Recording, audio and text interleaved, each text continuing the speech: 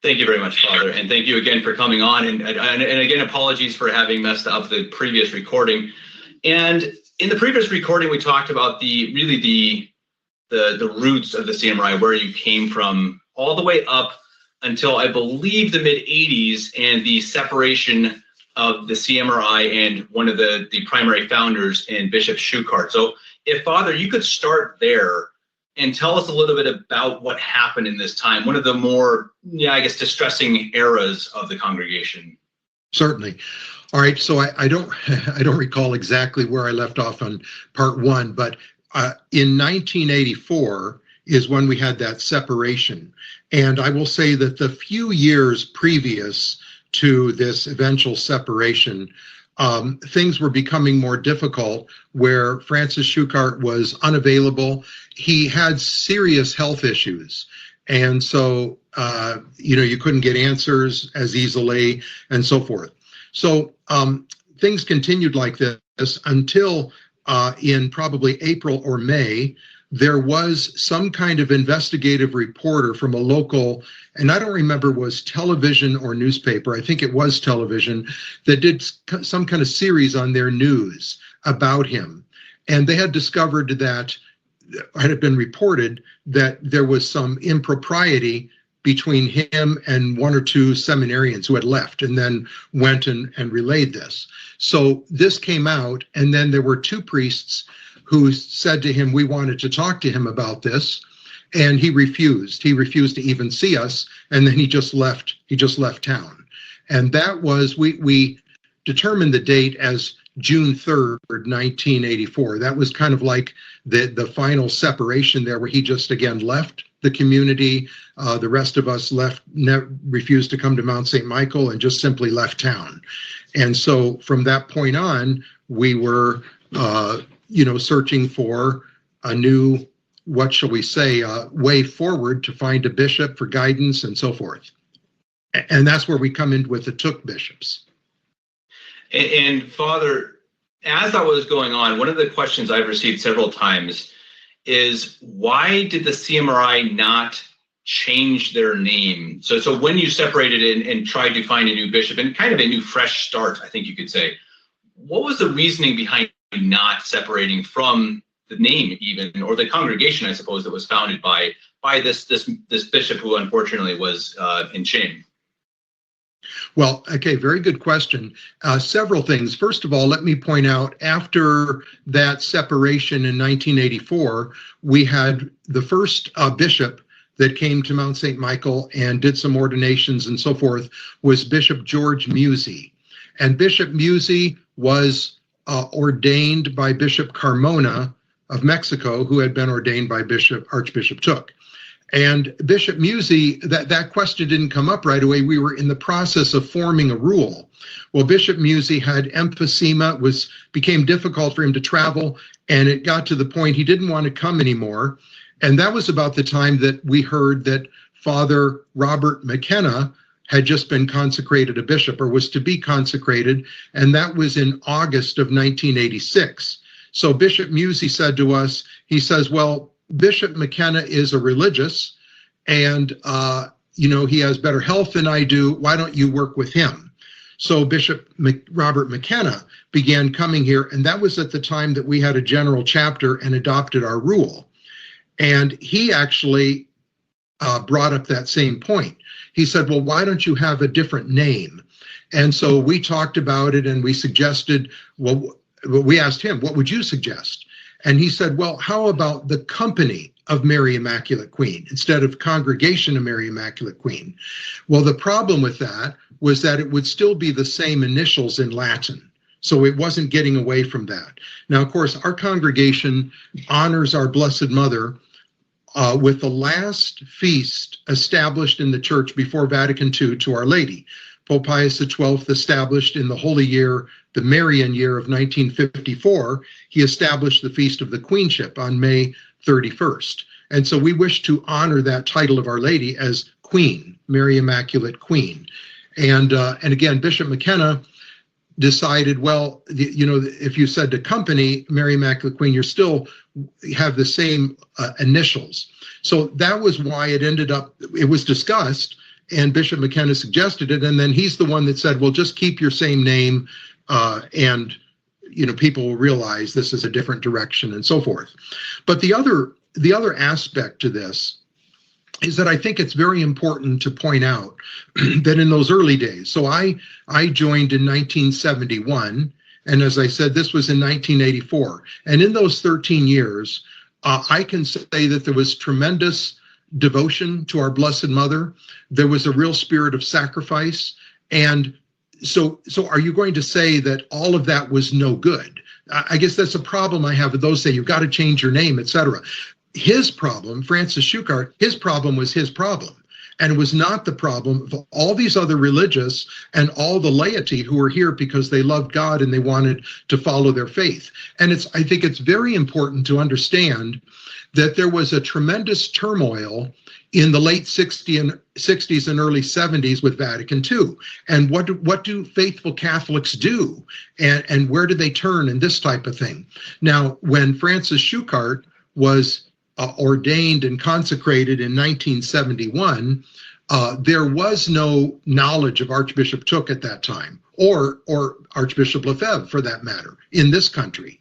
And so there were different small groups of laity and here, traditional priests here and there. And as I mentioned before, we came together really as a result of devotion to Our Lady of Fatima and her message, and having to separate from the Blue Army because it went along with the changes of Vatican II and the new church. So here we were, faithful Catholics, just wanting to persevere. And so when you come and say, well, you have to have a different name and so on and so forth, are we going to say then that everything we did as religious from before 1984 was no good? That's another issue. But again, the bottom line is Bishop McKenna proposed a change of name, and then he ended up saying, well, just keep the same name. That's very interesting, Father. And about this time, could you possibly give me an idea of how many priests and religious were members of the CMRI now, and what is this now in 1985, 86?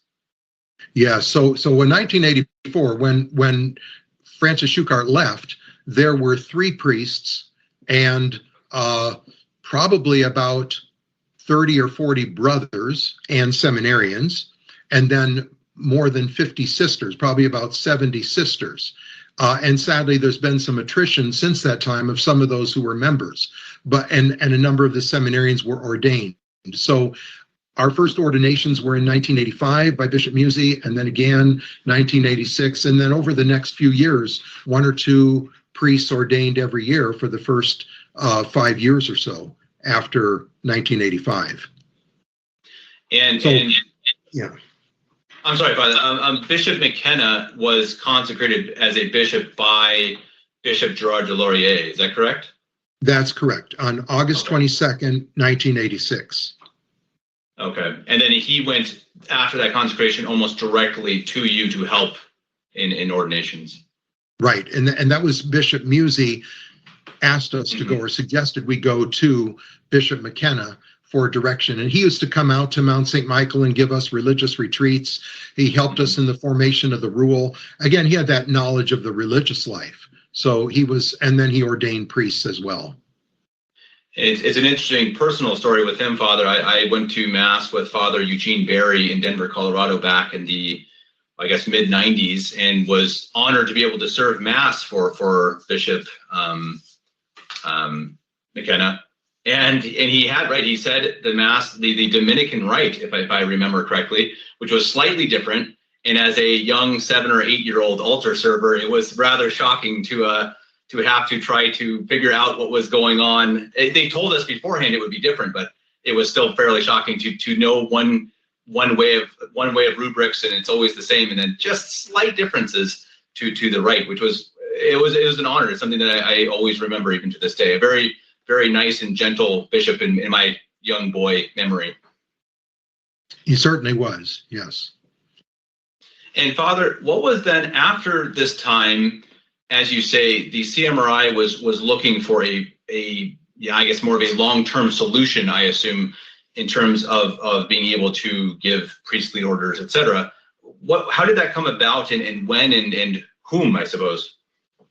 Right, good question. So Bishop McKenna, I don't know how many years he traveled from the time of his consecration until he no longer came to Mount St. Michael, but 3 or 4 years. And then there was a rupture in a church in Tacoma, Washington, that the priest there was, friendly with Bishop McKenna. And that priest ended up just simply leaving the group. So here you had a large group of people, and their board was trying to decide which way to go. They were thinking about joining this Society St. Pius X, or asking the society to have a priest come to their parish. Well, then a group of board members came to us and said, would you give us a priest from Spokane, from Mount St. Michael, to run our church here, to be the pastor here in Tacoma? And that's what they decided. Well, Bishop McKenna was reluctant to get involved because, again, he knew the priest, and this priest that had left there, he actually abandoned that group, was a friend of his. And so he just said, I want to, I'm going to stay out of it. And if you're involved, I don't want to come to Mount St. Michael anymore. There were other issues, like Bishop McKenna's own brother was part of that parish, and his brother was kind of on the side of that priest that walked out on this group. So Bishop Pivaronis could tell the whole story. There's a long story there, but the point was that Bishop McKenna decided, because of all that blow up there at this parish, it wasn't even ours, in Tacoma, Washington. He decided he wasn't going to come to Mount St. Michael anymore. And there were also, he was reluctant to travel. He began to cut back on his travels anyway. So here we were without a bishop to come for ordinations and confirmations. And so we knew Bishop Carmona. He had been up to Mount St. Michael several years previous. And we had sent some sisters actually down there at his request to help him with his convent. So he ordained a couple of priests, but had them go down to Mexico and be ordained at his seminary down there. And then he came up for a visit to Mount St. Michael in January of 1989, I believe it was. No, 1991. Bishop Carmona came up to Mount St. Michael and totally unexpectedly gave us a letter. And the letter said, I believe you've proven your solidity over the years and everything you've been through. I think you're ready to have your own bishop, and I want you to nominate a priest, and I will consecrate him as a bishop.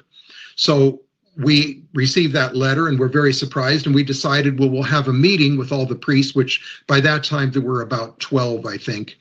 And we'll meet ended up being Easter week, I believe. It was in April of that year. So we just sat on it. We just thought, well, we need to pray over this. So in April, we met and discussed it and agreed to accept that proposal. And we voted, and Bishop Pivaronis, who was one of the priests at that time, was elected by the other priests to be the priest or consecrated a bishop.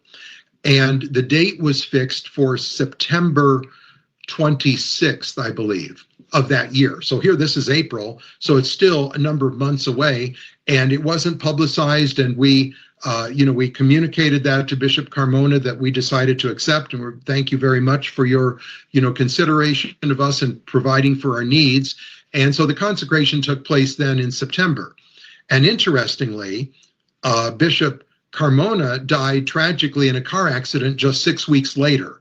It was around November 1st. I think it was on October 31st to be exact, or the night of the 31st to November 1st. He had gone to see another traditional bishop in Mexico, and he was on his way back home, and the priest that was driving the car fell asleep or something, and they ended up being hit by a truck. But at any rate, he was killed in a car accident. So we think about that as providential, that we had the consecration before Bishop Carmona tragically passed away. So that was again in 1991. So Bishop Pivaronis then has been a bishop now for 31 years, 31 years, or 30 and a half years. He had his 30th anniversary this past September. And so that's how we ended up having our own bishop. But there was that period of time when when Bishop Carmona, after Bishop McKenna, then Bishop Carmona was helping us, having confirmations and so forth, and then, chose to give us our own bishop. And Father, around this time, this was before my time, I suppose, but I hear often the name of Father Dennis, and I believe he also must have passed away in the early to mid 90s. Was that something? Am I right there? And what was his impact again for the CMRI? Yeah, thank you for bringing him up. That's a very good question and important to bring out. So going back to the early days of the community, when, by the way, and I should have mentioned this before, it was not called the Congregation of Mary Immaculate Queen. The term that was used was the Oblates of Mary Immaculate Queen, Oblates of Our Lady, for the early religious. But Father Dennis had been a member of the Blue Army, very active, along with Francis Schuchart, and they would travel around the country. And even, in the 60s, late 60s, they were still going into Catholic schools, Catholic seminaries, etc., and promoting the message of Fatima. So before the complete break with the Novus Ordo Church, when the Novus Ordo itself came in. So Brother Dennis, as he was called when I first came out here in 1971, then ended up being ordained in 1975. And then when we had our chapter meeting in 1986, he was elected as the first Superior General. And then in 1989, he resigned his office as Superior General. And that's when Bishop Pivarunas, who was at that time a priest, was elected as the new Superior General. So then Father Dennis decided, or we had a mission in New Zealand, and we were sending a priest there occasionally. So he offered to go there and be the pastor there. He really liked New Zealand and knew the people well. So this would have been around 1989 or 1990. He went down there. Well, then a few years later, he was diagnosed with colon cancer, I think maybe in 1993. So he came back to the States, and he ended up dying on August 10th, 1995 at Mount St. Michael. So he lived the last year or two in retirement at the Mount because of the effects of his cancer. And I remember the last time he gave a sermon, and I'm thinking it was right around Easter of that year, 1995, his last sermon at Mount St. Michael, but then he was just too weak. And it was nice that we were able to visit him a lot, because he had been, involved ever since the early days of the Blue Army and really guiding us through. I mean, he was our superior when we had that whole disaster with the separation from Francis Schuchart in 1984. He was the one that really guided us through that, and he was our superior at the time, and then was reelected, as I said, in 1986 once we adopted a rule. So then he resigned in 1989 and died in 95. I think that's incredible, Father. When I hear these stories, I can't help but feel like you see the hand of God in some of these actions, with Father Dennis, especially with Bishop Carmona. I think it's amazing how God works and has placed the right people in the right positions at the right time. And I think that's a beautiful thing, and something that I think we probably need to not take for granted, especially as lay people, to understand how blessed we are to have these groups, as you say, Father. We'll have to do a whole nother podcast about the Vatican II and those very difficult times, because, as you say, they were practically impossible to know the way. And thank God truly that we had these good priests and bishops to guide the people, my grandparents at the time, to God and the truth. And now we see the fruits of it, Father. And I think that it's an interesting thing with the story, as far as I know it, that you have a lot of action, I suppose you could say, up until the mid 90s. And then I guess there were a few bishops consecrated by Bishop Pivarunas. I mean, what else could you say from 1995 until now, Father, that is the history of the CMRI? Yeah, and a good point. And I want to bring up one point first that you kind of touched upon, and that is from the mid 90s, really early 90s, really ever since Bishop Pivarunas was consecrated, we have enjoyed a tremendous peace among our parishes, especially at Mount St. Michael, which is really our flagship, you might say, that before that time, there would be these different traumatic events, and other parishes and groups have experienced it. Where there's a split, there's a priest starts a parish, and then there's a split. Bishop McKenna told me all about the one he had in his parish, and how lay people. He was in a lawsuit. He was a founding member of the ORCM, the Orthodox Roman Catholic movement, back in the early 70s with Father Fenton from Colorado, and other priests joined it. But again, there would be these little splits, et cetera, because you didn't have a hierarchy. You didn't have a Catholic hierarchy. And since the consecration of Bishop Pivarunas in 1991, we have had really an enviable peace in all of our parishes and et cetera, because we are very united. But I'm sorry, I got off track. So what were you asking about specifically? No, Father, that you really answered the question very well. Honestly, it was really what's been in the news since the 1990s, with the CMRI, and as you said, because there has been peace, there's not, I guess, there's really just a very slow growth, I guess, for years, and then from my eyes, I've seen a relative explosion of growth among the religious in the last few years, and a couple of bishops. Maybe you can comment on Bishop Davila or the newly consecrated Bishop Espina, I believe is his name, correct? Okay. Yeah, so that was what you touched on earlier, and I got off track. So no worries. So Bishop Pivarunas, after the unfortunate death of Bishop Carmona, Bishop Pivarunas overnight basically adopted or became the leader of this group that Bishop Carmona had in Mexico. So he had a group of priests called the Trento priests, named for the Society of the Council of Trent, or the Society of Trent. So they're called the Trento priests. And I don't know, there may be 20 or so of them. So Bishop Pivarunas was going to Mexico on top of visiting all of our parishes and having confirmations and so forth, and teaching in the seminary. He was going to Mexico 3 times a year, because there were a couple religious communities of sisters. There were all these parishes. He was going to have confirmations for them and ordinations and so forth. And so he realized, well, they need their own bishop. And I believe I'm pretty sure the year was 1999 that he consecrated Bishop Davila. And the same thing happened where he said to the Trento priests, I'm going to consecrate one of you. I want you to choose which priest should be consecrated. And so they had their own election, and Father Martin Davila was chosen, and he was consecrated. I was there for that consecration in Acapulco in 1999. Well, then Bishop Pivarunas no longer had to travel to Mexico, or at least not nearly as often. And he also was traveling to Argentina and has continued to travel to Europe. And in Argentina, especially with the coronavirus pandemic and so forth, travel was difficult. And so he decided they needed their own bishop for this group of priests down there. So Father Pio Espina was consecrated just a few weeks ago. Now, Bishop Pivarunas did not go for that. He asked Bishop Davila to have the consecration.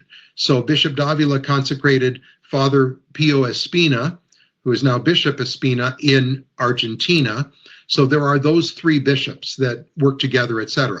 And I know that the people in Europe, Bishop Pivarunas just went there back in August, hadn't been there for a couple of years because of the restrictions on travel, was able to go there, had confirmations, visit our different parishes there. There are at least 5 priests there. I say at least because I think there may be a couple of others I haven't met, but 5 priests there in Europe, plus a couple of other new ones that have joined.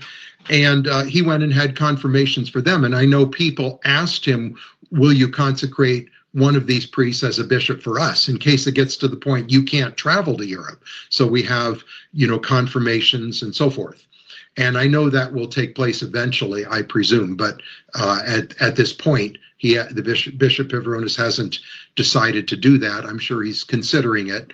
But we do have the 3 bishops here, the United States, and then Mexico, and then Argentina. But altogether, the priests joined with these 3 bishops.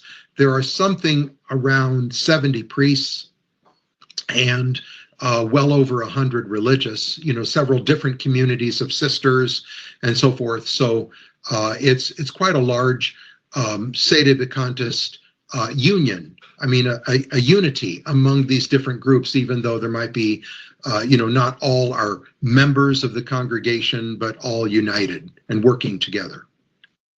No, I really appreciate that, Father, that you mentioned the European question, because obviously I'm here in Germany, and it's also a common topic. So I'm glad you brought that up, and it's one that, as you say, I hope sometime in the future that it is solved. May not be anytime soon, but I hope it is solved. And I just had a podcast with Father Philip Marie, my brother, who spoke about the differences of the religious and secular priests. That's also up on this YouTube channel. So if anyone wants to watch that, I'll attach that link in this podcast. I think it's a very nice episode that just gives a little bit of an idea of what the difference is between a CMRI priest and a priest who works with, or I suppose you could say under Bishop Fabruna. So it's also very, very fascinating. Father Philip, as he would say, is slightly biased towards his CMRI priestly vocation, but very much works in union, as you say, Father, with the other priests all around the world. And it's a beautiful thing for me to see, Father, because even I went to school in Omaha starting in 2004. And at that time, I want to say there were, of the CMD sisters, so the Black Veil sisters, the sisters from directly under Bishop Fabruna in Omaha, for those listening, I think there were maybe 12 or 13 of them, Father. And so this would have been 15 years ago. And I think now, I saw it's around 36 or 37. That's pretty incredible. I was going to say, I thought they were about 35. So I think you're accurate. And then the sisters in Spokane, about 50 of them. So it's beautiful, Father. And it's the same with the seminarians. When I first came, I think there may have been 4 or 5 seminarians, I think.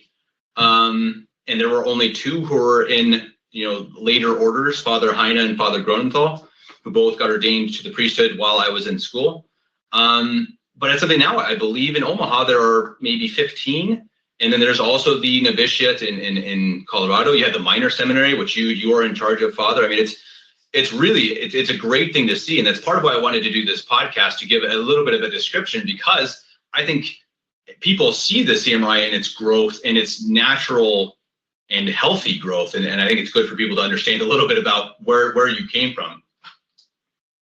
Well, and as you talk about the vocations, many of our vocations, both for the sisters, whether in Omaha or in Spokane at Mount St. Michael, also to our minor seminary, and also, to the major seminary. So many of them have come from families who have been in our parishes for 30 years, 40 years, or whatever.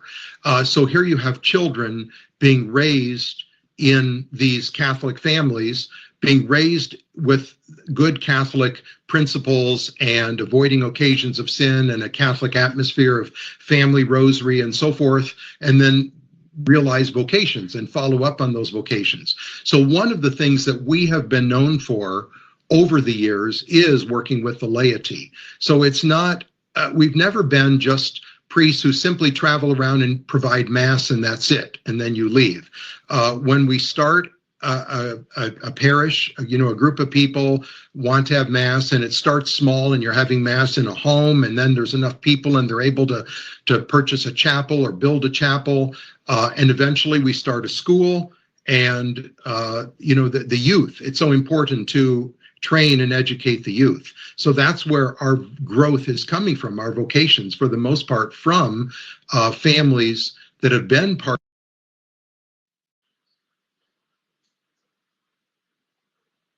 because they've been raised with that spirit of real Catholicism in the home. I think that's absolutely true, Father. Excuse me. And for someone who went to one of these schools, I can absolutely say that it definitely benefits the soul and the understanding of what the faith is. I mean, being able to just rub elbows, I suppose, with sisters and brothers and priests and the bishop, especially in Omaha, is incredible. And it's an experience that I wish more people had. And as you say, as these parishes grow and many get to have these sisters and priests, I think it can only grow, Father. I think it's an exponential thing. And I think that it will exponentially, God willing, of course, continue to hopefully fulfill God's will and continue to bring souls to God. And I think, Father, you brought up something that it's one of the maybe a tougher question that I get asked about it, and that is about the CMRI. I should say is that the CMRI rarely takes public stances on difficult issues, or I mean, maybe that's the wrong way to phrase it, but I think people look at sometimes that there's lots of big issues going around, and lots of different people have different comments on it, and the CMRI just kind of tends to stay out of it. Is that a plan, or is it just simply, I tell people, I think it's simply because they're just too busy? Well, I don't know if it's, not taking a stand so much as not picking fights. I would put it that way, not picking fights. One highly respected traditional Catholic priest some years ago met with Bishop Pivarunas, and he said what struck him about us, about CMRI, is our devotion to our Blessed Mother and charity. And so many, unfortunately, in the traditional movement, you have so much of this backbiting or name calling or criticizing of other groups, and maybe an attempt to bring people away from someone else and to bring them to one's own parish or group, etc. But we should be working for God, for his honor and glory, and not for ourselves.